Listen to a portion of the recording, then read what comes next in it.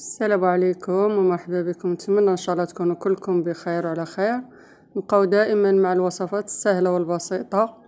اليوم ان شاء الله غنحضر معكم حلوه كتجي زوينه ببيضه وحده وبلا زبده وكتخرج كميه كثيره.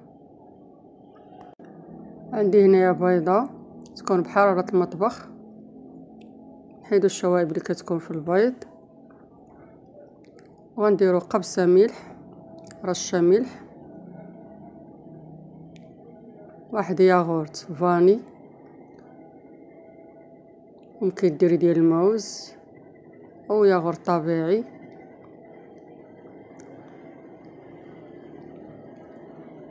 نفس العلبه ديال ياغورت غنعبر بها السكر، نص علبه سكر، ممكن ديري كاس لاروب، الحلاوه تتبقى حسب الذوق. نخلط مزيان تيذوب السكر. هاد الحلوه راه كتجي زوينه، كتخرج كميه كثيره. هنا درنا بيضه، رشه ملح، ياغورت فاني، ونص علبه سكر سنيده.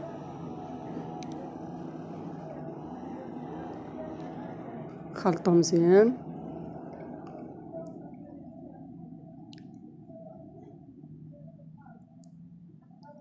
بعد ما خلط الخليط جيدا غندير كيس فاني، التنسيم تيبقى حسب الذوق، ممكن ندير قشرة حامض ولا برتقال، علبة ديال الزيت، زيت نباتية، ونخلط مزيان. نخلط جيدا.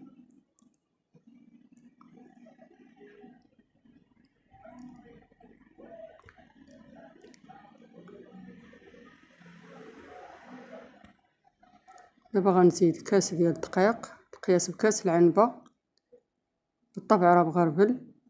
الكاس الاول خلط،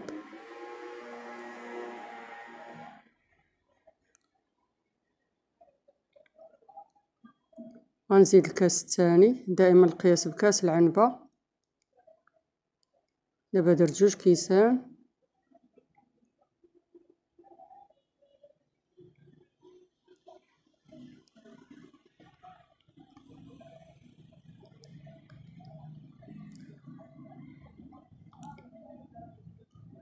غندير خمارة 7 غرام، من الأحسن نغربلوها.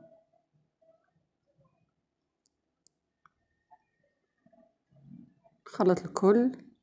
غندير ربع كاس مايزينا الناشا. مايزينا كتخلي هاد الحلوى تجي هشيشه ورطبه.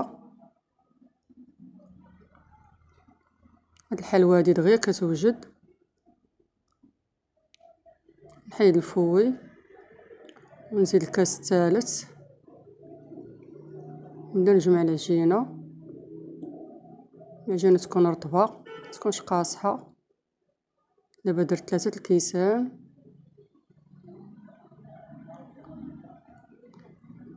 الكاس الرابع نزيدو شويه بشويه.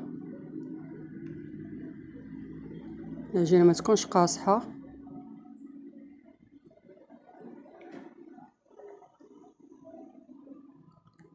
جمعتها ب4 الكيسان، خليت فيها واحد شويه بقى. العجينه تكون رطبه. دابا غنبدا نشكل الحلوى في هذا القياس هذا. نحاولوا نديرو مقادين في هذا الحجم. كندير فلاطه درت فيها ورق الزبده.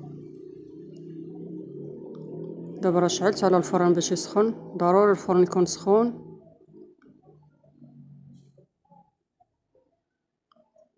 نشكل الحلوى ونديرها في لاطه درت فيها ورق الزبده.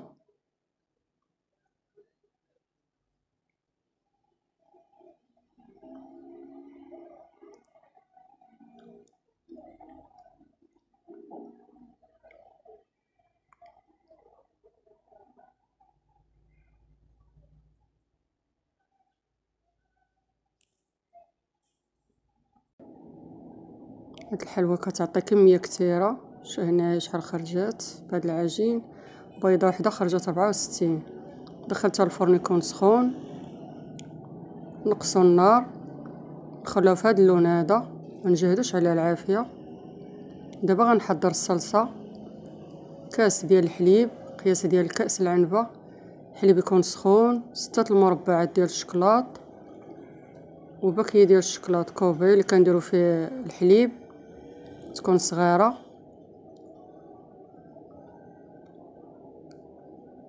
نخلطو مزيان باش يذوب الشكلاط في الحليب السخون.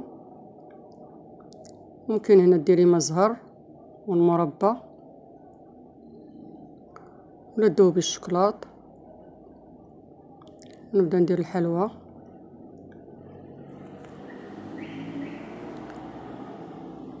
نخليها في الصلصة تشرب شوية.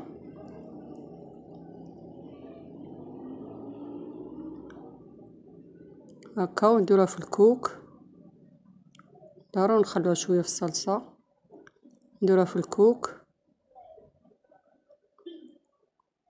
ممكن ديريها في الشكلاط، ندوب مع شوية ديال الزيت. تحكي داك بيمو ديال الطونيك في الحكاكة، ديرها فيها، تفنديها فيها. ممكن ديرها في المربى وما زهر، تفنديها في الكوك. دابا كنفندها في الكوك بعد ما درتها في الصلصة اللي وجدنا اللي حضرنا.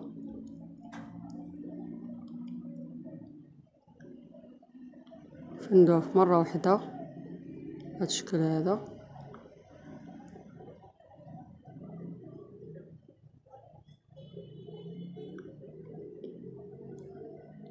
كتجي زوينة ودغيا كتوجد، كتخرج كمية كثيرة. بيضة وحدة وبلا زبدة. نتمنى تعجبكم. ديروا لايك، تشاركوا في القناة باش يوصلكم الجديد ان شاء الله، والى فيديو قادم ان شاء الله.